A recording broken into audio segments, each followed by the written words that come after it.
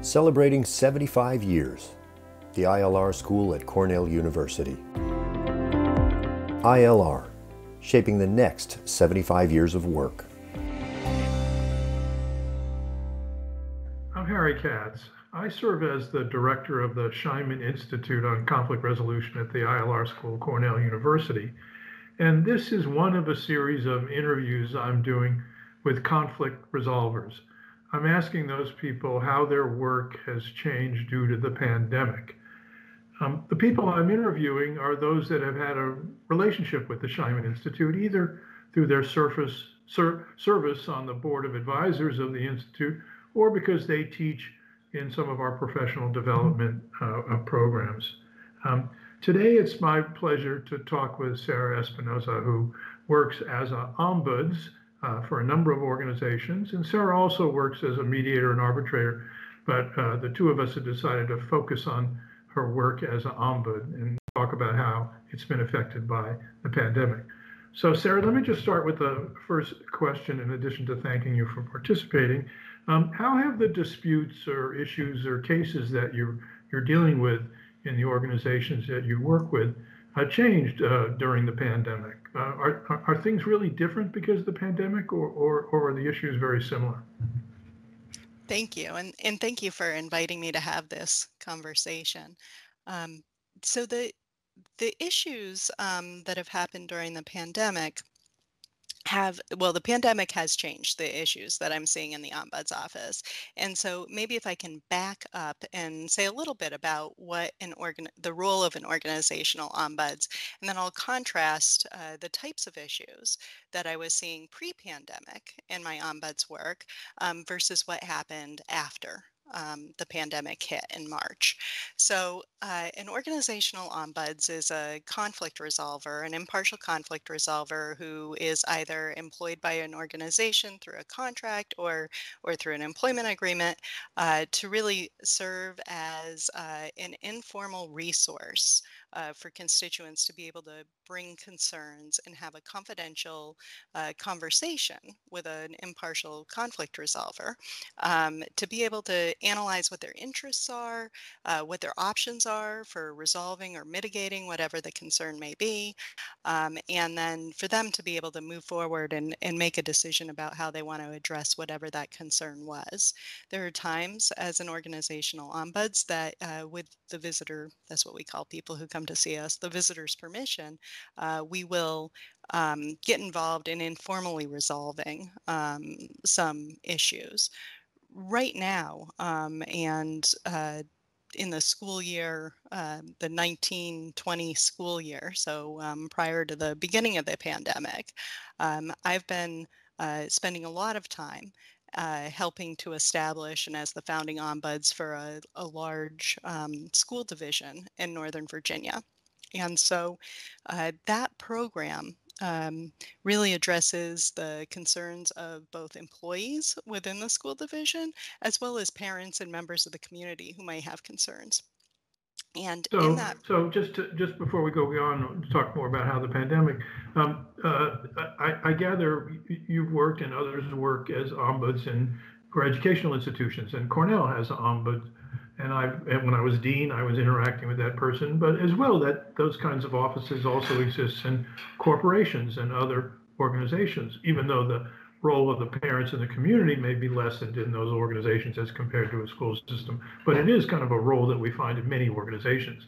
And then let's go on and talk about how the pandemic has affected things. I'm sorry to interrupt. Oh, absolutely. And so, yes, I served as a founding ombuds at a community college, multi-campus community college in the DC suburbs, as well as serving as an ombuds for some not-for-profit associations. And ombuds programs exist in corporations, in government, particularly the federal government has a number of ombuds. So I'll use my experience in the school system, but it is very similar to the types of issues I've seen in other organizations as well, particularly when dealing with employees. So pre-pandemic, the vast majority of issues coming into the ombuds office had to do with evaluative relationships. So the supervisor-employee relationship and conflicts within that relationship. There were a number of other issues as well, but that was the majority of issues coming into the office. The interesting thing that happened in March was that because everyone or many people started working from home, um, those issues, and because of the nature of the pandemic, those issues lessened, or that's what I found in my practice. And instead, people really were focused on safety and health kind of issues. So the people who actually had to report. And as the pandemic has evolved and more and more people are being brought back into the schools, then those issues also shift to not only safety concerns regarding what may be going on in any particular school or office and mitigation efforts that are being made successfully and sometimes unsuccessfully, but also the idea that we have employees who certainly are more susceptible to serious illness because of underlying conditions, and going through the process of trying to identify whether or not they'll receive some sort of virtual assignment or what reasonable accommodation will be made for them. Those issues have picked up. So I still have, I still certainly have issues involving the evaluative relationship now. They're about equal, though, with those safety and health kind of issues. So let's talk just a little bit more about the specifics on the issues that have surfaced. You've mentioned some of it is whether I may have preconditions that make it impossible for me to go back to work or extra hazardous for me to go back to work. I mean, are the disputes concerning, what kinds of equipment or how safe the environment is, or what happens to me if I say I can't go back to work because either I have a precondition or I live with someone who's very susceptible and I don't want to bring him back. What are some of the more specific issues that have followed up on exactly along the lines you've been talking about? Mhm. So, so certainly there are a lot of issues surrounding I have a condition, or one of my family members, one of my household members has a condition, and what process we're going through to determine whether or not you're going to receive a virtual assignment. And sometimes the employer, for a variety of reasons, takes the position that you just can't perform your job virtually, or they need you for whatever reason to be in that building. And when that happens, then there's the process of going through with the visitors, what kind of mitigation measures could be put in place that may make you comfortable? Can you work an alternate shift so you're not exposed to as many people? Can they move where you're located? Can they put in plexiglass? And what kind of distancing is taking place? In Do addition you to that, also, just one of the things I was thinking about is, do you also have cases where someone just says, look, I'm not going to come back, I can't come back, and then there's a dispute over how long does their health insurance go on for, paid for by the organization, or how long does their pay go on? Do they get sick leave extended because of that? Have those kinds of things come up as well? absolutely. So people are being forced to make some very difficult decisions right now because the options that are being presented to them uh, are either, if they're being told they have to come back, either come back and they're saying, I'm not going to come back because I'm not going to risk my life or the life of my loved one to come back, in which case their options are take a leave of absence without pay, which means that they pick up the full cost of health insurance. And so that's very daunting for most people. And then, or resign. So I have seen employees resigning, retire. A lot of employees have chosen to retire.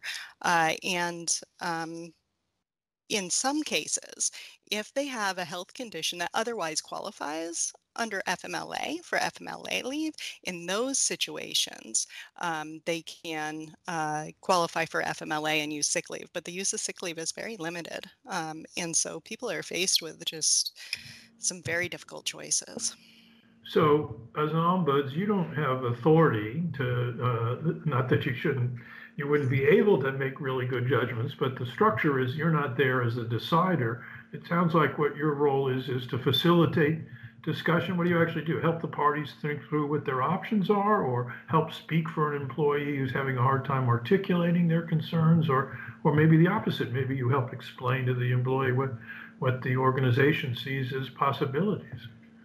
So it's actually all of those things. So I'll meet privately with the employees, if when they contact me, of course, and we'll have a confidential conversation about to prepare them for what they can probably expect in the meeting they've been called to discuss these things, so that they're able to really think through both what their position's going to be, what their interests are, the information they're going to provide about how they might be able to turn their assignment virtual to try to um, persuade whoever is making the decision, the administrator, that they can do their job virtually, or to investigate the possibilities in terms of who they should contact to talk about retirement, what it looks like if they resign, how much it'll cost for that full cost of health insurance, so that they can get prepared for going into that meeting and be able to make those decisions. So let's also talk about just the process of your work, given that most of us are now working virtually. And how has that changed what you do? Has it made your work easier in some way, or harder, or how's virtual technology really affected the work of an ombudsperson? Yeah, so actually, what amazes me is that we didn't think about using, or I didn't think about using Zoom before, because it actually works really well for an ombuds to be able to use Zoom. It's got a lot of pluses because I can meet with people now. And they don't have to be concerned that someone might see them coming into my office. I mean, it used to be that I had some visitors who were so concerned that I would meet them, 10 or 15 miles away at the coffee shop that they had selected because they wanted to make sure no one was going to know that they were talking to me. Now we can set up a Zoom and be able to have these kinds of conversations. So just on the management side, I would also think it's made it easier in some ways for you to have conversations with people. Maybe you couldn't get to the superintendent of a school district. They had a busy schedule and all, even though the dispute may have been really between a teacher and their principal. But now you might be able to get a 10 or 15 meeting with that person through Zoom in a way that you couldn't have done through in person. Is that also surfaced? Absolutely. It has made contacting administrators within the school system much easier. I mean, when we have to arrange, each of our secretaries arranging for a time for us to meet in person, this is much more efficient in terms of that. Just in terms of your own work life, I would assume, I mean, you have a national exposure in that you're known nationally for what you do, but in a way, now that it's virtual, are you able now to take cases on the West Coast and the East Coast and maybe even some international cases because they can occur virtually? Has it changed? Has that changed?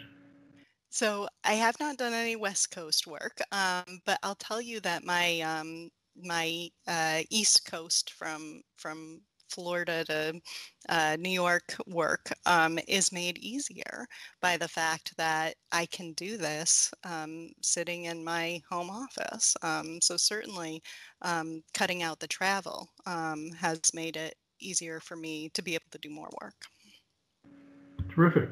So now, you mentioned this a little bit already, but I'd just like to delve a little further about how the cases have evolved given the different stage of the pandemic. As you mentioned, as people were being called back to work, the cases are different. Now we have even a bigger call back to work, but we also have this issue of the vaccinations looming. Have you begun to see changes at another step level in the nature of the cases because of the evolution of the pandemic?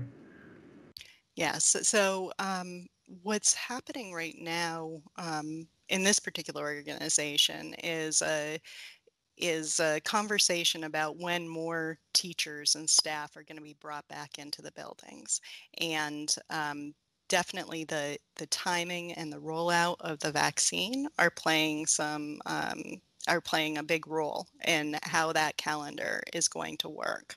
Um, Also, there are ongoing conversations about whether and how the vaccine will be mandatory. And so those kinds of issues and concerns are coming up. And I think a lot of what I also see is a lot of uncertainty, right? And this has been a period of great uncertainty, and continues to be a period of great uncertainty. And so sometimes people reach out to me to discuss these issues, not because we're going to be able to resolve them right now, but so they can sort of think through what are some possibilities of how I may be affected in the future. So, as I mentioned in the introduction, you also work as a mediator and arbitrator, and I just want you to say, talk a little bit about, are the same issues carried over there? I mean, your work is not so different as a mediator or arbitrator from your work as an ombuds. Have you seen similar issues in your mediation and arbitration practice? So I'm starting to see, well, as you know, it takes a little while for the cases to get to arbitration, but I am starting to see now COVID related issues in arbitration. And so, whether it's disciplinary cases for people allegedly not following safety practices, or contract disputes as a result of changes in working conditions because of the pandemic, those issues are now starting to surface in my arbitration practice as well. Mm-hmm. And then as well, the process issues about doing a mediation or doing an arbitration. Has it also become easier in the same way? In some way, Zoom has made it easier for you to be an ombuds? So with mediation, I would say absolutely. I think Zoom mediation works well. And arbitration, I actually think arbitration works well too, but there are some more challenges with arbitration than there are with the others. And a lot of that has to do with the documents and the evidence. But as we continue moving through this, it continues to we become more efficient at the exchange. So let's just project several months ahead, hopefully, and in those several months we'll be done with the pandemic. What do you think is going to happen? Are the issues going to remain? A lot of health and safety issues are sort of going to be heightened because of the attention that's been drawn because of the pandemic, and also just about the process. Are we going to continue to have more virtual mediations, arbitration, virtual ombuds work, even when the pandemic's over? I think that we are going to have more virtual work. Maybe not as much as we have right now, but I think that for those who have tried it and become used to it, it is going to be something that remains because of the efficiencies that are built in to the process this way. And I think definitely for ombuds work, um, this this is really the way to do it. So It's here to stay. I think Yeah, so. Mhm. yeah. So let me just ask in sort of a more of an overview summary form whether there's anything else that's gone on in the pandemic that we haven't covered that you think our audience would find of interest. Maybe even some issues that have surfaced in different settings beyond the school district that you were talking about, or just other aspects of the effects of the pandemic. Right. Well, certainly, I think that that the pandemic has, I would say, driven some larger issues in terms of values and culture. And so I think that those issues are inequity, um, and those issues I think are going to continue to surface. And I think that the pandemic highlights a lot of those issues in terms of inequities. So the inequity being someone who's deemed an essential worker who has to come in versus some higher level supervisor or professional who can more easily work at home and things like that. Yes, and who can afford to take a leave of absence without pay, and who can afford to be able to pay the full cost of their health insurance? Those kinds of issues, as well as technology issues come up as well, right? And so, particularly, and I'll go back to my arbitration cases. Sometimes there are times when people, we might not be able to schedule a virtual hearing in the same way we would because people don't have access to the kind of device that we would like them to have access to. And so, what are the arrangements that are made there? Well, that's great. Well, this has been terrific. I've learned a lot myself, and I'm sure many in our viewers have too. And I want to thank you so much for agreeing this interview. It's really been enlightening. I think an ombud's role is growing in society. I know you participated in other programs in the Scheiman Institute, where we've been talking about the growth in that role, but it's really nice to hear from someone like yourself who's actually in the trenches doing it. And thanks again for participating. Thank you. This has been a production of the ILR School at Cornell University. ILR, shaping the next 75 years of work.